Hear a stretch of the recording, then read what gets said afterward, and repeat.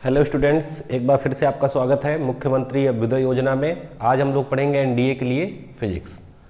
तो आज हम लोग देखने जा रहे हैं वर्क, हिंदी में कार्य। तो देखिए वर्क क्या होता है।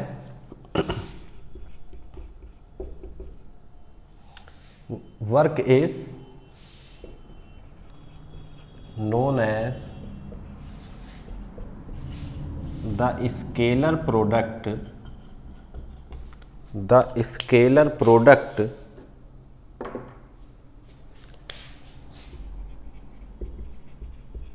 between force and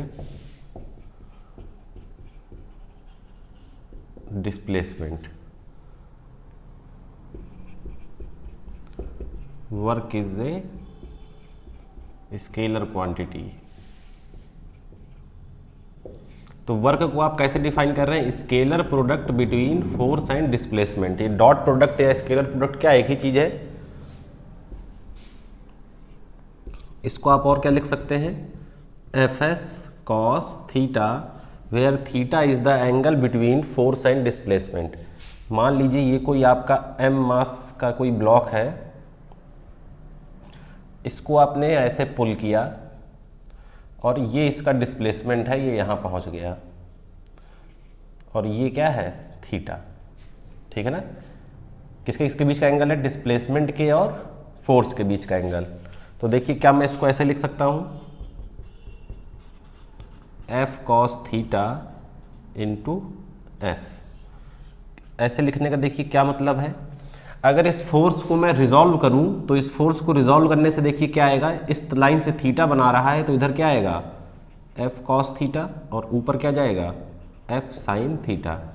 मतलब कि जब भी हम लोग वर्क निकालने जाएंगे तो हम लोग वही वाला फोर्स का कंपोनेंट लेंगे जो किसके डायरेक्शन में होगा? डिस्प्लेसमेंट की डायरेक्शन में होगा। याद रखेंगे इस चीज को। फोर्स का केवल वो कंपोनेंट लेना है जो डिस्प्लेसमेंट की डायरेक्शन में होगा, ना कि डिस्प्लेसमेंट के परपेंडिकुलर। बात क्लियर है? तो ये एफ कॉस थीटा क्या बता रहा है कि फोर्स का कंपोनेंट डिस्प्लेसमेंट की डायरेक्शन में, और एस आपका क्या है? डिस्प्लेसमेंट। क्लियर है बात? अगर आपको इसकी यूनिट लिखनी हो तो इसकी यूनिट आप देख सकते हैं क्या हो जाएगी? न्यूटन मीटर, या इसी को हम लोग जूल भी बोलते हैं। डायमेंशन अगर निकालनी हो तो देखिए फोर्स की डायमेंशन एफ इंटू एस है ना, फोर्स की dimension M L T minus two, और डिस्प्लेसमेंट की डायमेंशन एल, तो कितना आ जाएगा? M L two T minus two. यही डायमेंशन किसकी होगी? एनर्जी की भी होगी, क्योंकि एनर्जी की यूनिट भी क्या होती है? जूल। ठीक है ना? ये डायमेंशन हो गई, यूनिट हो गई। ठीक है ना? नोट कर लीजिए जरा इतना।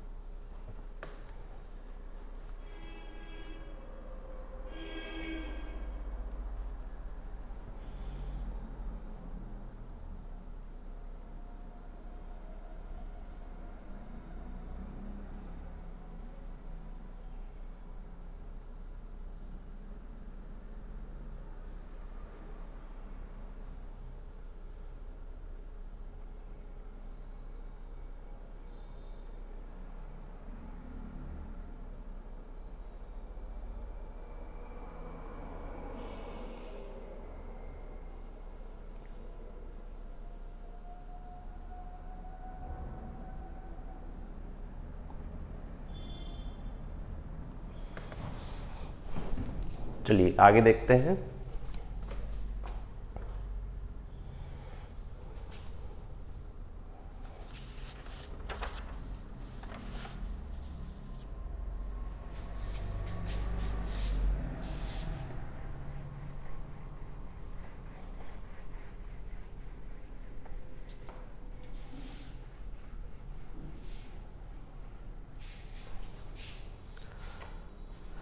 दो तीन केस है जिनको आपको याद रखना है। इफ थीटा बराबर जीरो, थीटा बराबर जीरो होने का मतलब समझिए, ये थीटा है, इसको आपने कम करते करते कहाँ कर दिया, जीरो कर दिया। मतलब जो फोर्स है वो किसकी डायरेक्शन में है, डिस्प्लेसमेंट की। That is force is in direction of displacement. तो W क्या हो जाएगा आपका, Fs। या आप यहां से भी देख सकते हैं cos जीरो की वैल्यू कितनी होती है, 1 होती है, ठीक है ना, बात दोनों एक ही हैं। इफ थीटा बराबर 180, ठीक है ना, इसका मतलब क्या है, that is force is in opposite direction of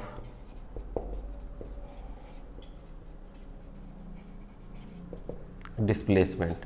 तो देखिए W क्या हो जाएगा आपका, माइनस Fs, क्योंकि cos 180 कितना होता है, -1। और देखिए if theta is equal to कितना हो जाएगा, 90, that is force is perpendicular to displacement.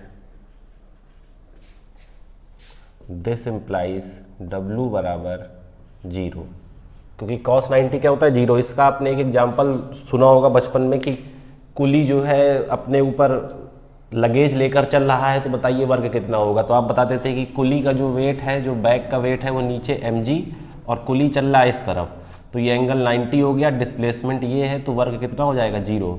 मतलब आपने उस कुली की पूरी मेहनत को क्या कर दिया, बेकार कर दिया, ये कह के कि उसका वर्ग क्या है, जीरो है। तो अकॉर्डिंग टू फिजिक्स बात सही है कि उसका वर्क डन इस सेंस में जीरो है, लेकिन मेहनत उसको बराबर पड़ रही है, ठीक है ना। नोट कर लीजिए ये तीनों केसेस, फिर आगे बढ़ते हैं।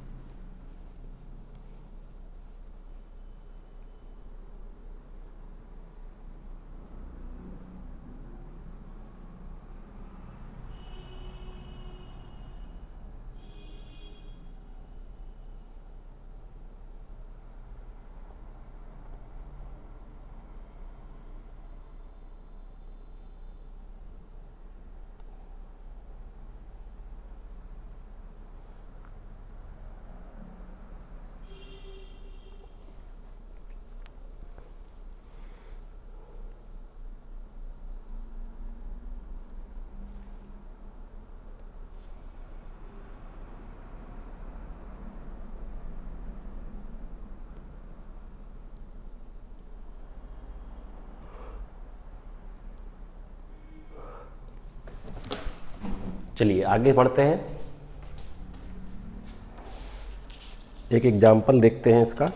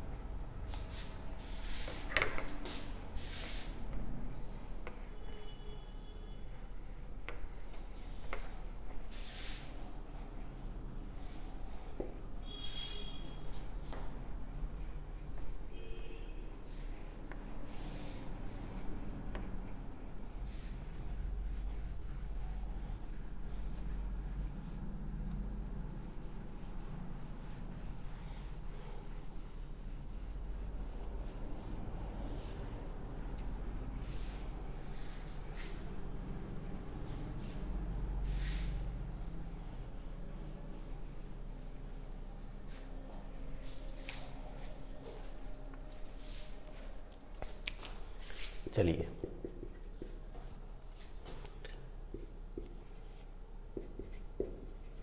ये एक 10 kg का ब्लॉक है।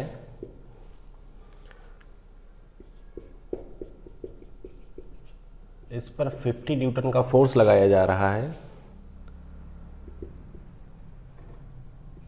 तो जो डिस्प्लेसमेंट है वो 5 मीटर है और ये यहाँ आ गया। इस सरफेस का जो आपका कोफिशिएंट ऑफ फ्रिक्शन है वो 0.1 है, ठीक है। तो आपसे पूछ रहा है find the work done by external force, the work done by external force F and frictional force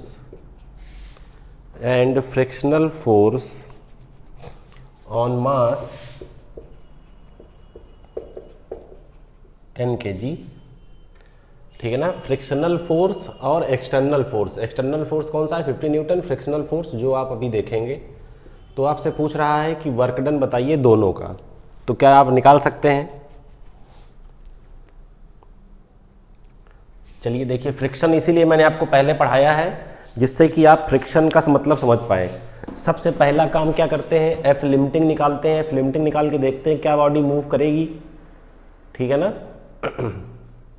अब चूंकि यहाँ पर आपको दिया है 5 मीटर डिस्प्लेसमेंट है तो इसका मतलब बॉडी मूव की होगी, लेकिन फिर भी आप एहतियात के तौर पर पहले ये चेक कर लें कि एफ लिमिटिंग क्या है। उसके बाद आप फ्रिक्शन निकाल लें और उसके बाद आप क्या देखेंगे, डिस्प्लेसमेंट आपको पता ही है। आपको केवल ये देखना है कि फ्रिक्शन और मतलब फोर्स और डिस्प्लेसमेंट के बीच का एंगल क्या है। W बराबर एफ एस कॉस थीटा लगाइए, आंसर आपको मिल जाएगा। ट्राई करिए।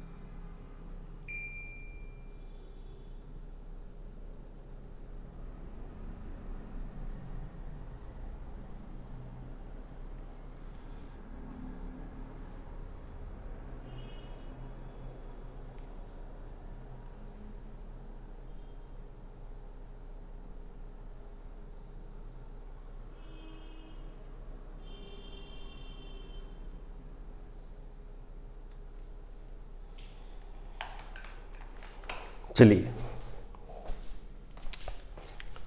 तो देखिए ये 10 kg का आपका ब्लॉक है,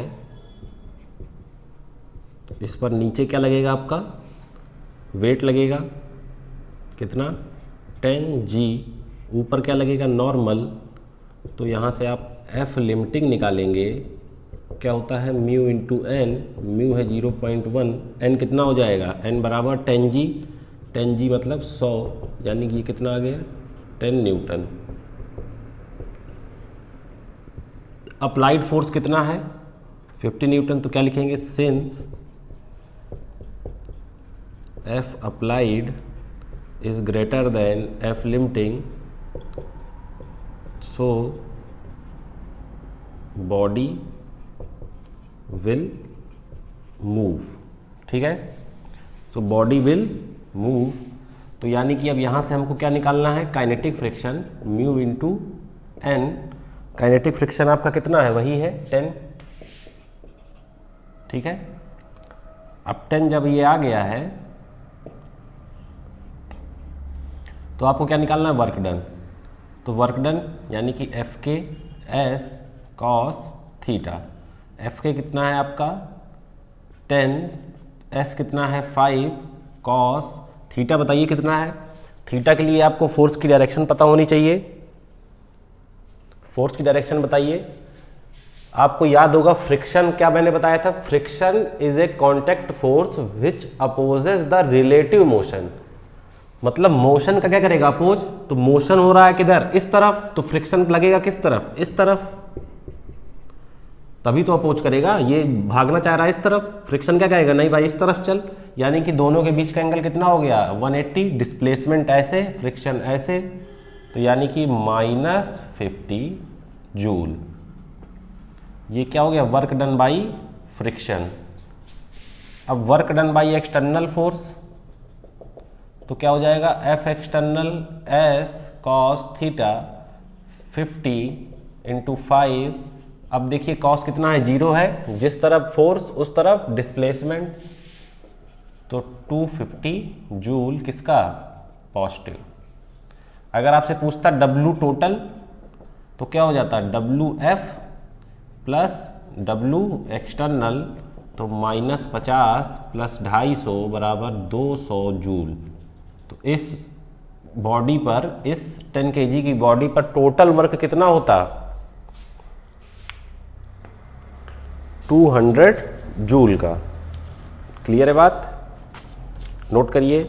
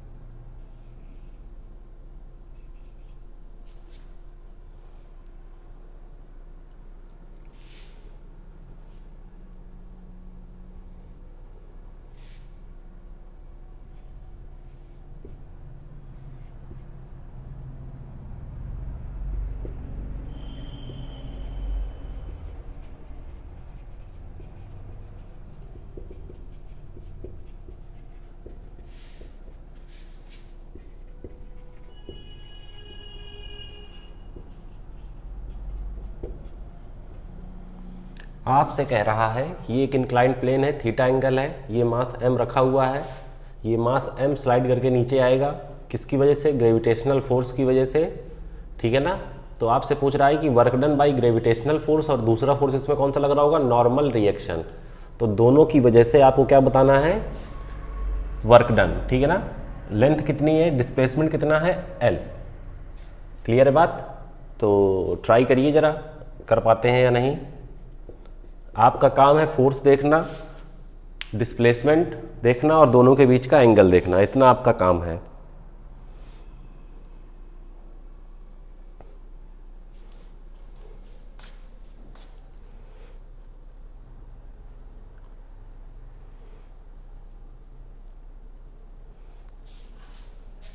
देखिए बहुत आसान है, ज़्यादा इसमें में आपको दिक्कत नहीं होनी चाहिए।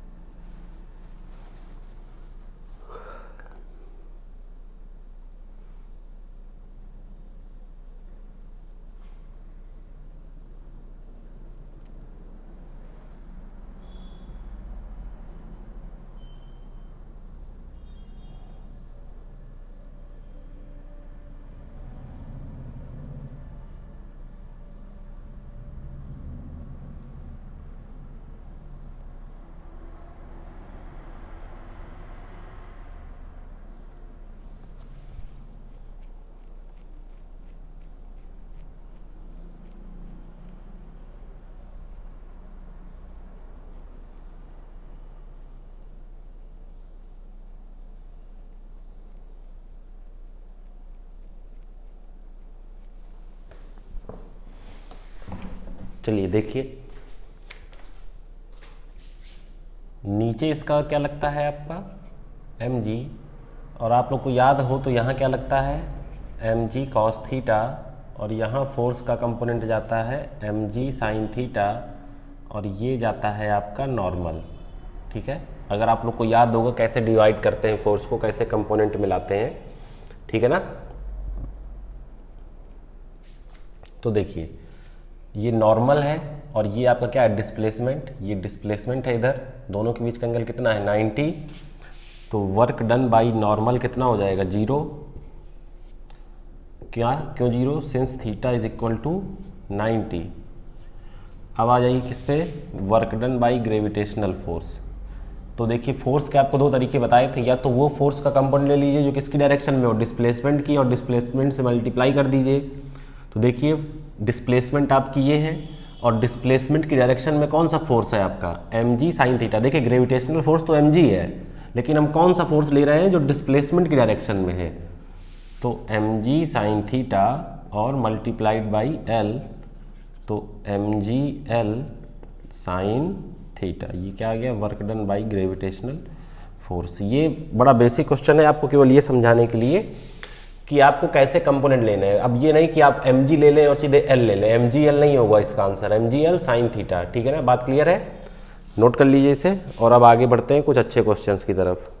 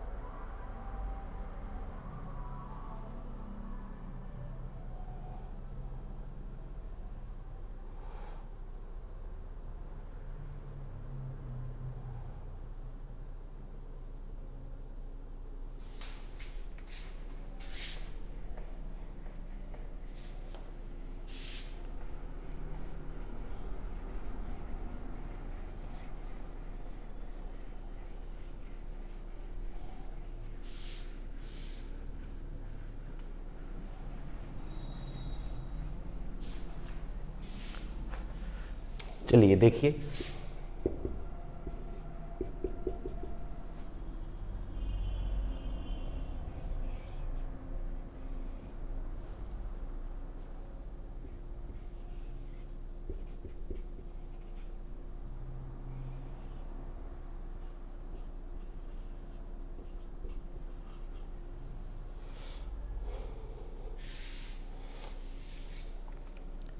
आपसे क्वेश्चन में कह रहा है find work done by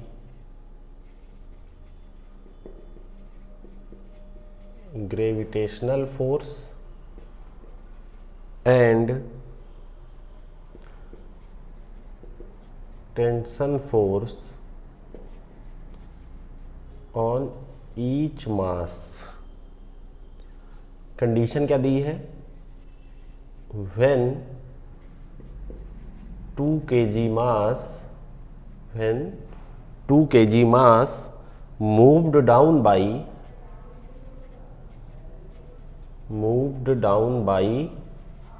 3 metre, ये आपको कंडीशन दी हुई है। तो देखिए कुछ मैं आपको हिंट दे देता हूँ, फिर उसके बाद आप लोग ट्राई करेंगे। ये स्ट्रिंग है, जब भी स्ट्रिंग सेम हो, ये रोल करके किसी के ऊपर लगाई गई है, तो टेंशन हमेशा सेम रहती है। और टेंशन की डायरेक्शन क्या रहती है? टेंशन भी एक फोर्स है जिसकी डायरेक्शन होती है अवे फ्रॉम द बॉडी। तो ये टी और ये भी क्या हो गया? टी। नीचे देखिए इसका ग्रेविटेशनल फोर्स कितना लगेगा? 2g और इसका 1g, ठीक है ना। आपसे कह रहा है कि जो 2 kg वाली बॉडी है ये 3 मीटर कहाँ आ गई? नीचे, मतलब ये यहाँ आ चुकी है। इतना आपको क्वेश्चन में बताया हुआ है। आपसे कह रहा है कि work done by tension force मतलब टी और work done by gravitational force बताइए। तो सबसे पहले अगर आपको देखिए टेंशन फोर्स का अगर वर्क डन बताना है तो आपको फोर्स भी चाहिए, डिस्प्लेसमेंट भी चाहिए। तो थोड़ा सा दिमाग लगाइए और ट्राई करिए। 2-3 मिनट देखते हैं, नहीं फिर हम बता देंगे।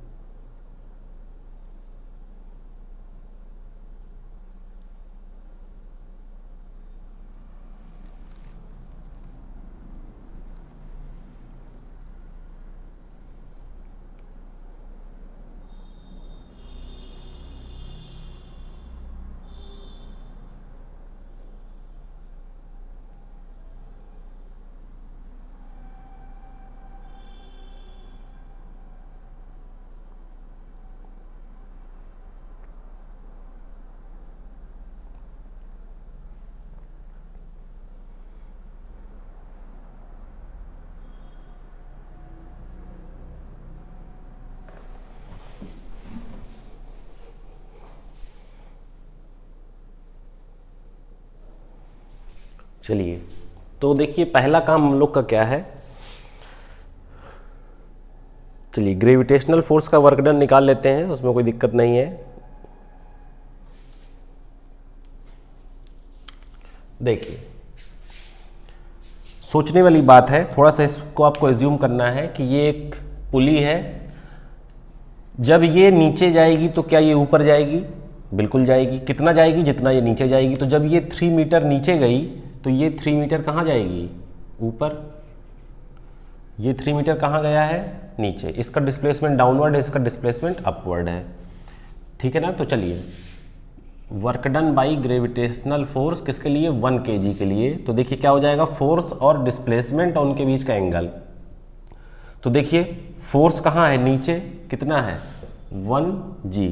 डिस्प्लेसमेंट कहाँ है? ऊपर, यानी कि कितना है? 3। और कॉस कितना हो जाएगा? 180। तो कॉस 180 माइनस 1 हो गया 1g, मतलब कि कितना हो गया आपका ये 10 और ये 3, तो -30 जूल। अरे आप, या तो ये मैंने आपको बताया था क्या था, W बराबर -Fs, तो 3 × 10 30 और माइनस का कब? जब डिस्प्लेसमेंट और फोर्स कैसे हो? अपोजिट हो। WG2 निकाल लीजिए। देखिए फोर्स कहाँ है? डाउनवर्ड। डिस्प्लेसमेंट कहाँ भी है? कहाँ है? डाउनवर्ड। तो 2G × 3, 2 × 10 × 3 कितना आ गया? 60 जूल। ये आपका क्या हो गया? Work done by gravitational force on each mass. अब देखिए बात आती है किसकी? टेंशन का वर्क डन निकालने की। तो टेंशन का वर्क डन निकालने के लिए आपको पहले टेंशन फोर्स की वैल्यू पता होनी चाहिए, ठीक है ना। तो टेंशन फोर्स की चलिए वैल्यू पहले निकालते हैं हम लोग। उसके लिए क्या बनाएंगे हम लोग? Equation of motion. Equation of motion बना के फिर क्या करेंगे? इसको सॉल्व करेंगे। तो चलिए करते हैं। तो देखिए इसके लिए इक्वेशन ऑफ मोशन क्या होगी? देखिए ये कहाँ जा रहा है? डाउनवर्ड। तो 2g - t, नेट फोर्स बराबर मास इंटू एक्सेलरेशन लिखते हैं। तो नेट फोर्स क्या होगा? जो फोर्स ज़्यादा है उससे छोटे वाले को क्या करेंगे? सब्ट्रैक्ट। तो नीचे का फोर्स माइनस ऊपर का फोर्स बराबर मास इंटू एक्सेलरेशन, तो 2 × a। हमें नहीं मालूम एक्सेलरेशन क्या है। इसके लिए देखिए ये ऊपर जा रहा है तो यहाँ पर क्या होगा? t - g बराबर a। इसको इक्वेशन 1 मानिए, इसको इक्वेशन 2 मानिए, ठीक है ना। अब यहाँ से दोनों को क्या कर दीजिए? ऐड कर दीजिए। तो ऐड करेंगे तो t से t क्या हो जाएगा? Cancel out. और ये 2g - g कितना हो जाएगा? g बराबर 3a, ठीक है ना। तो a बराबर यहाँ से कितना आ गया? g/3। इस a की वैल्यू को उठाकर कहीं भी रख दीजिए, इक्वेशन 2 में रख दीजिए। तो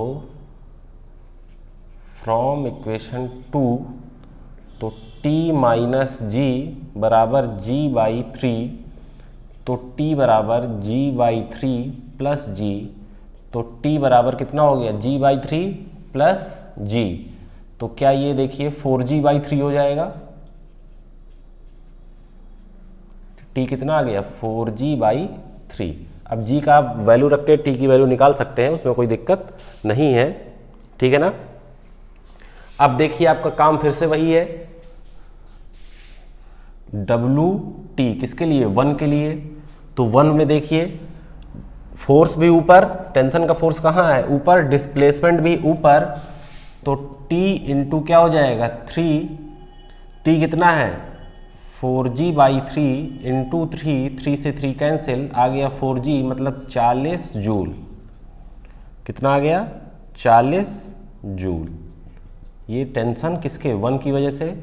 इसी तरह क्या निकालना है? WT2। तो क्या हो जाएगा? देखिए T कहाँ है? ऊपर। डिस्प्लेसमेंट कहाँ है? नीचे। तो देखिए कितना हो जाएगा आपका? -t × 3, तो माइनस का कितना आ जाएगा? 40 जूल। माइनस का कितना आ जाएगा? 40 जूल। नोट कर लीजिए।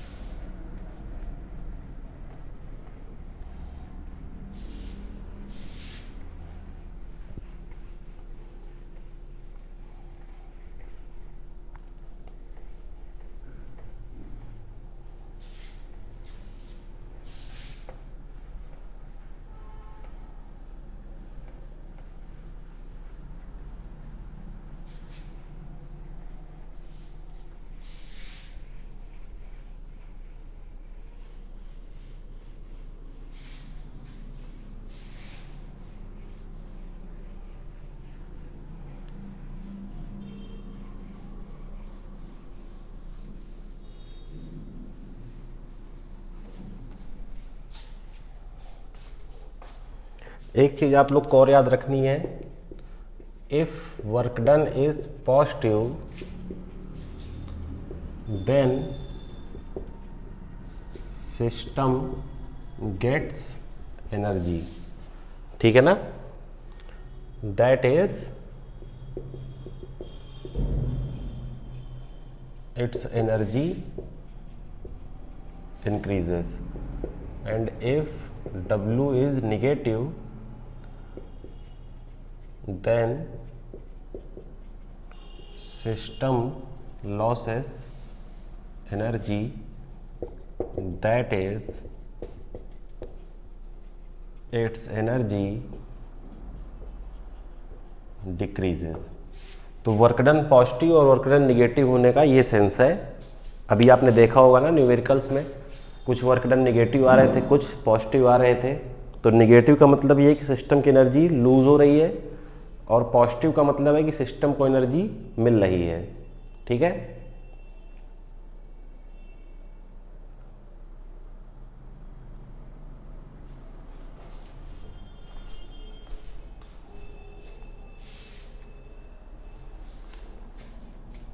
चलिए एक और क्वेश्चन देखते हैं।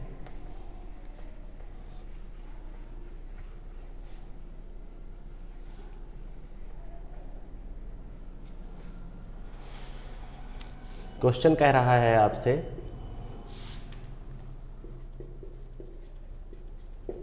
ए फोर्स F बराबर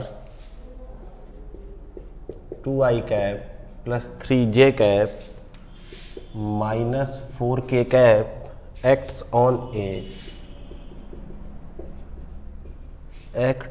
a body and displaces it from 2,1,0 to 3,4,2, find the work done। इस बार आपको वेक्टर में क्वेश्चन पूछा गया है। एक फोर्स दिया है और आपसे कह रहा है कि ये एक बॉडी को डिस्प्लेस करता है 2,1,0 से 3,4,2 तक, ठीक है ना। तो इस तरह के क्वेश्चन मैंने आपको नहीं बताए हैं, तो चलिए मैं बताता हूं। देखिए ये एक होता है position vector xi cap plus yj cap plus zk cap. तो ये देखिए पोजीशन वेक्टर दिए हुए हैं, ये x, y, z, x, y, z। तो अगर आपको इनिशियल पोजीशन निकालनी हो, कहाँ से कहाँ कर रहा है, यहाँ से यहाँ, तो इनिशियल पोजीशन देखिए क्या हो जाएगी, 2i cap plus j cap और k कैप नहीं है, तो इसको चलिए मैं 0k कैप लिख लेता हूँ। कहाँ तक ले जा रहा है, R2 तक 3i cap plus 4j cap plus 2k cap.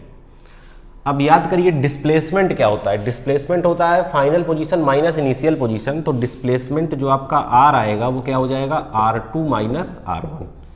तो R2 माइनस R1 कैसे करेंगे, अब ये 3i है, इसमें माइनस का 2i गया तो क्या बचा, 1i। ये 4j है, इसमें 1j गया तो कितना बचा, 3j। ये 2k है, इसमें 0k गए तो कितना बचा, 2k। ये क्या आ गया आपका, R आ गया।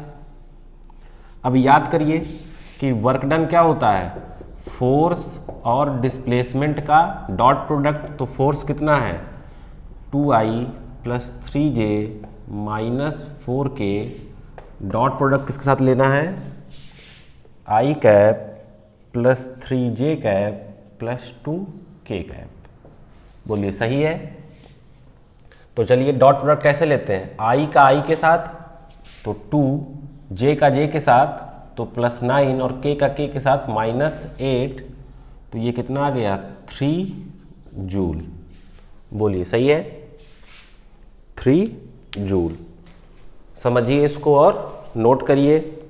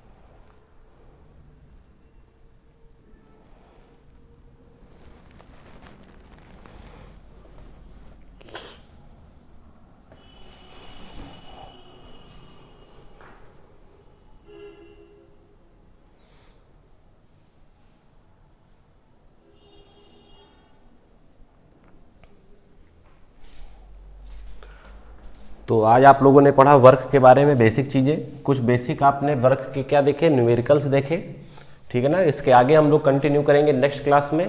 तो तब तक के लिए थैंक यू।